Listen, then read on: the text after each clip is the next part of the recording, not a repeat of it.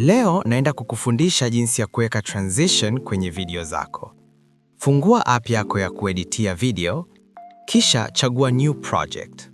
Baada ya hapo, weka picha au video, kisha chagua flemu kutokana na video yako unavyotaka iwe.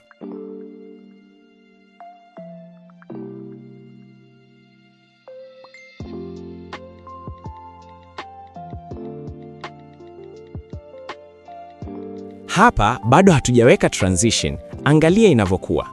Sasa ukitaka kuweka transition, inabidi ubonyeze sehemu iliyopo kati ya picha moja na nyingine au video moja na nyingine, angalia kwa umakini.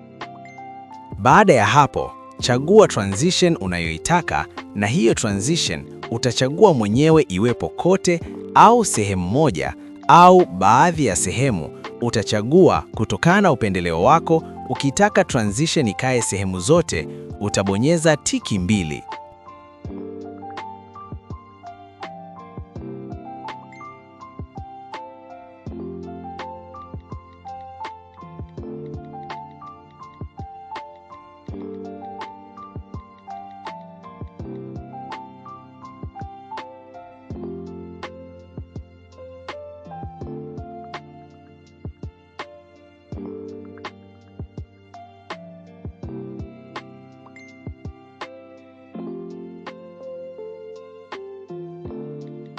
Baada ya hapo uta-export, kisha twende tukaangalie matokeo.